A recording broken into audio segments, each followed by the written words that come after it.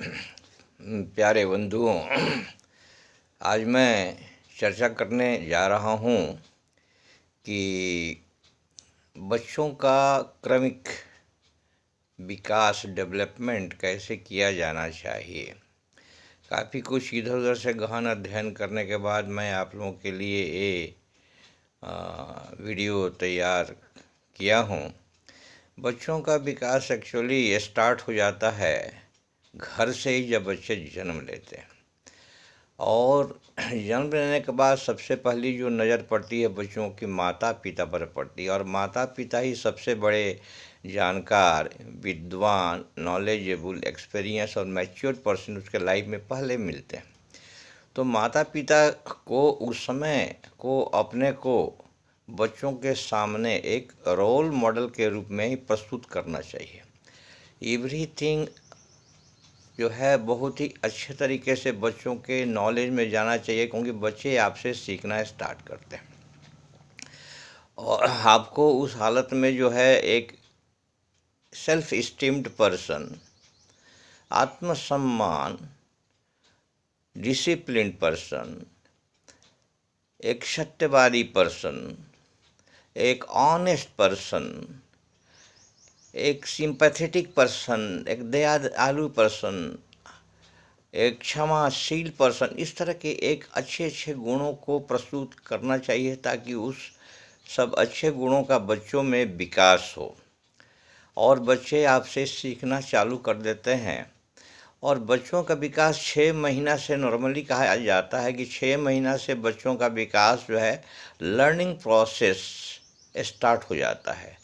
Learning, और ये 8 से 9 साल तक लगातार चलता है लर्निंग प्रोसेस।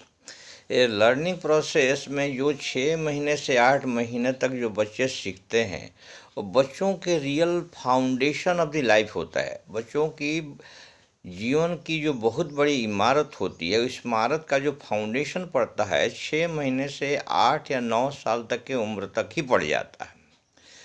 और 8-9 साल के उम्र से लेकर 18-19 साल के उम्र तक उस फाउंडेशन के ऊपर इमारत खड़ी होती है।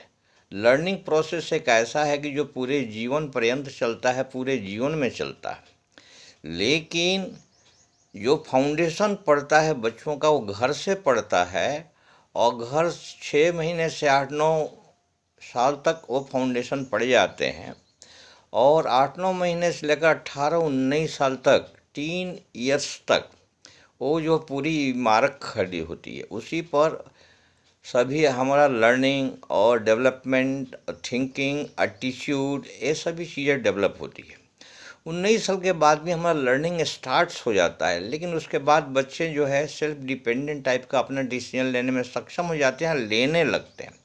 लेकिन उन लोगों को डिसीजन को भी गार्जियन के मैच्योरिटी, नॉलेज, एक्सपीरियंस का सपोर्ट होना चाहिए, और सपोर्ट बच्चों को लेना भी चाहिए और माता पिता को देना भी चाहिए। उससे जो मेरा डिसीजन निकल के आता है वो बड़ा ही मैच्योर्ड, परफेक्ट और सक्सेसफुल डिसीजन होता है।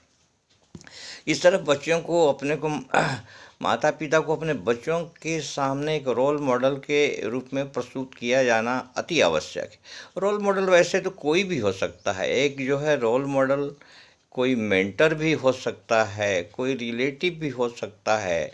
चाहे जीवन काल में बच्चा किसी को एक रोल मॉडल में ग्रैस्प भी करता है, इससे उसका वो लर्निंग प्रोसेस बहुत फास्ट चलता है, उसके आधार पर चलता है। और रोल मॉडल अच्छे अच्छे सक्सेसफुल आदमी के जीवन इतिहास से भी चलता है।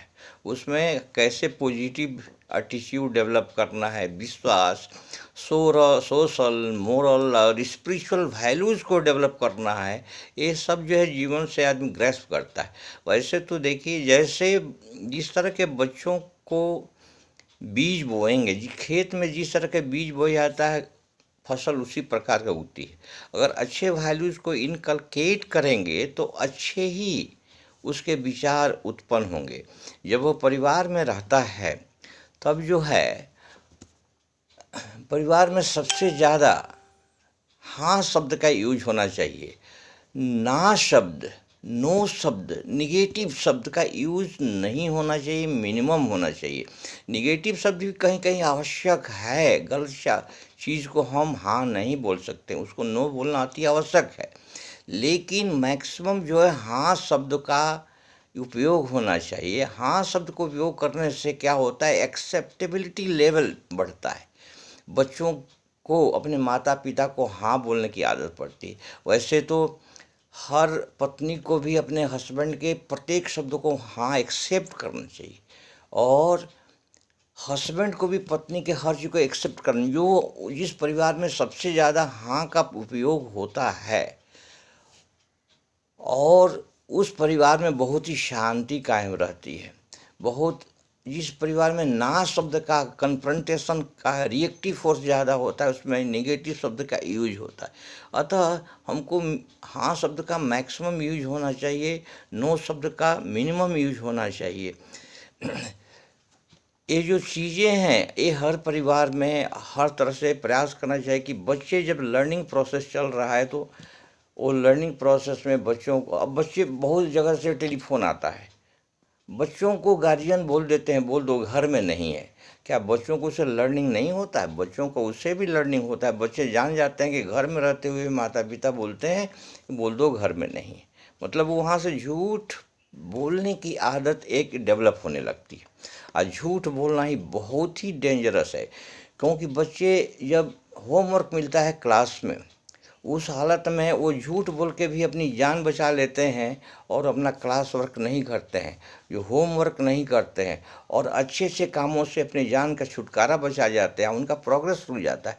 इन्हीं कुछ शब्दों के साथ मैं इस वीडियो को विराम दूंगा, और सभी लोगों से आग्रह करूंगा इस वीडियो को छोटे बच्चों के विकास के लिए, लर्निंग प्रोसेस को डेवलप करने के लिए, गार्जियन को रोल मॉडल बनाने के लिए, हालांकि हम सबको सलाह देने में सक्षम नहीं हूँ, फिर भी मैं साहस कर रहा हूँ। जो इसको अच्छी भावना से लेंगे स्वागत है, नहीं लेंगे तो इसको अस्वीकार कर सकते हैं, जो अपने हाथ की बात होती है लोगों की।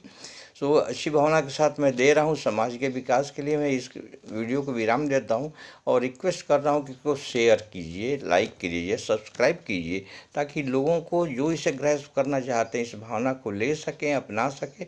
Thank you very much. जय हिंद, जय भारत।